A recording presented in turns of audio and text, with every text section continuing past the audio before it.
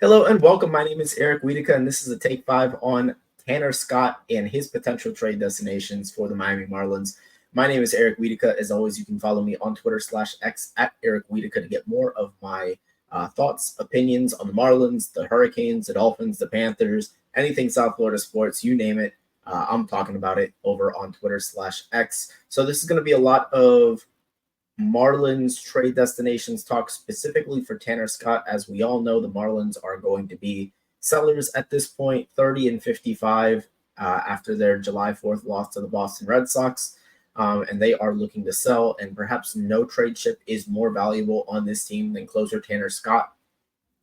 Scott, who's been an invaluable part of the bullpen the last 2 years for the Marlins. This year, 1.5 ERA, 12 saves. He's got the wipeout slider. He's got the great fastball, fantastic strikeout stuff. And in recent weeks and months, he started to tamp down a little bit on some of those control issues, and we really heard his name kind of as the preeminent bullpen arm available. So I'm looking for a lot of competition to come up here, and I'm going to be going over 4 potential trades that we could see for Tanner Scott at the deadline and breaking those down as to what would appeal to the Marlins and what they can hope to accomplish via a Tanner Scott trade. So without further ado, I'm going to get into a mock trade with the Philadelphia Phillies here, where the Marlins will be receiving catcher Eduardo Tate, an 18-year-old or a 17-year-old at rookie ball for the Philadelphia Phillies, an 819 on base plus slugging. He's a talented, young, offensive-minded catcher, more of a hit tool over a power guy, but the power can develop. He's got the frame to do so at 6 foot 175. Big arm behind the plate. Will take a little bit more time to develop, but tools are certainly there for a guy like Eduardo Tate to be a really solid big league catcher down the line. And then Gabe Rincones Jr., a 23-year-old corner outfield prospect, 6'3", 225, really big, beefy guy, drafted out of FAU, so he's a local product. A guy that probably needs to move to first base down the line. Not the most mobile guy in the outfield, but he's going to have a really big frame, give you a lot of power. He's been fantastic at Double-A this year in a very limited sample size before he got hurt. A guy that can come in and kind of make a difference in the Marlins outfield really quickly, down the line here as early as potentially next season, perhaps. And the next trade that we're going to talk about is going to be from the New York Yankees. And with this one, I have the Marlins taking a big swing on potential with Francisco Velorio, the 14th ranked prospect in the Yankee system, an outfielder at 17 years old. He's going to take a long time to develop, but he's got a really intriguing combination of power and speed, an absolute cannon for an arm. This guy's an upside play because you look at the tools and they are as loud as any tools can be for a young prospect.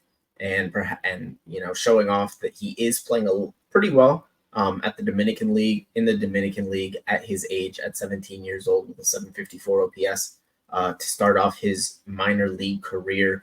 And then the second guy that I have is Agustin Ramirez. He's gone between Double-A and Triple-A this year, 22-year-old catcher, likely to end up at first base this season as he's kind of struggled defensively at catcher. But he's a guy that has a ton of pop, pretty good hitter for average. He's kind of fallen, beneath between the cracks with Austin Wells in the Yankee system, being their prized catcher. But an intriguing option for the Marlins, who need catcher help probably a little bit sooner than later. So again, with a lot of these trades, you're going to kind of see the Marlins opting for maybe 2 prospects, one guy that's a little bit further away and then one guy that might be a little bit closer. As I think they seem to want to strike a balance between, being able to get players that can make an instant impact and guys that will have to be developed down the road. And here comes the big one, the Baltimore Orioles sending the Marlins Connor Norby, kind of a forgotten man amongst Baltimore's blue chip prospects. Norby, the number 5 prospect in Baltimore's system, projects to be a really well-rounded player, 5'10", 180. Plays at that second base position, plays in the outfield as well.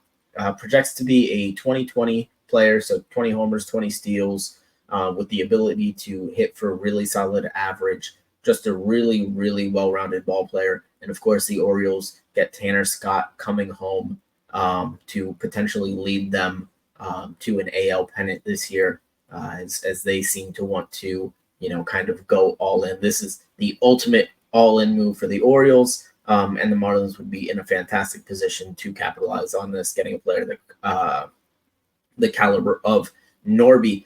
And lastly, I have the Marlins trading with the Dodgers, getting Theron Liranzo, a first baseman / catcher in the Dodgers system.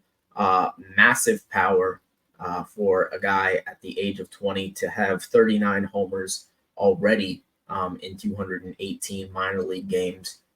Very young player for high A at 20 years old. 732 on base plus slugging, so he's having a pretty good season there.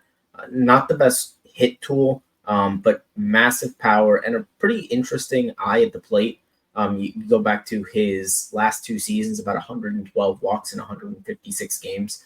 So potentially something there with his plate discipline as well. And then you have Alex Albertus, an infielder, the Dodgers' number 23 prospect, according to MLB.com. Very young player for his level as well, 19 years old at single A. And this is a guy that has hit at every single level that he's been at. Over a 300 hitter career, lifetime hitter in the minors, a 454 career on base, 100 walks to 65 strikeouts in his minor league career to this point. Has the frame to put on a little bit more weight at 6'1", 175. Likely to end up at third base, but a guy that can kind of rise up the ranks quickly in the Marlins system, and perhaps be that third baseman of the future down the line for the Marlins. I think that would be a fantastic get for Tanner Scott. So those are some of the destinations that I have laid out for Tanner Scott. I think that the Marlins are in a really good position to get a solid return for this guy. I mean, this is a guy that, since mid-April has allowed 2 earned runs, period. And in a deadline that is short on bullpen help, outside of the A's selling on Mason Miller, and they might not opt to do that. Tanner Scott is far and away your best option at the closer spot. I think the competition is going to drive the price up. And a lot of people are going to be surprised what the Marlins get for a guy who is admittedly going to be a little bit more of a rental as he's a free agent this offseason. So that was 4 trades for Tanner Scott that I have cooked up for the Miami Marlins. We'll see what they actually end up getting for him at the trade deadline if all goes well for them. I'm going to have more of these coming out. I'm going to do one for Jazz. I'm going to do one for Josh Bell, I guess. I'm going to do one for Brian De La Cruz. And that's kind of the main ships that we're going to be talking about. Of course, I might go over some other targets for the Marlins at the deadline, just in other teams' minor league systems. But that is all that I have for today. Do remember to like, comment, and subscribe on this video. It really helps 5 Reasons Sports grow and spread their influence all throughout South Florida, giving you coverage on the Heat, Panthers, Marlins, Hurricanes, Inter Miami. You name it, they got it for South Florida sports. And you can follow me on Twitter /X at Eric Wiedeke. Thank you guys, and I will see you next time. Bye-bye.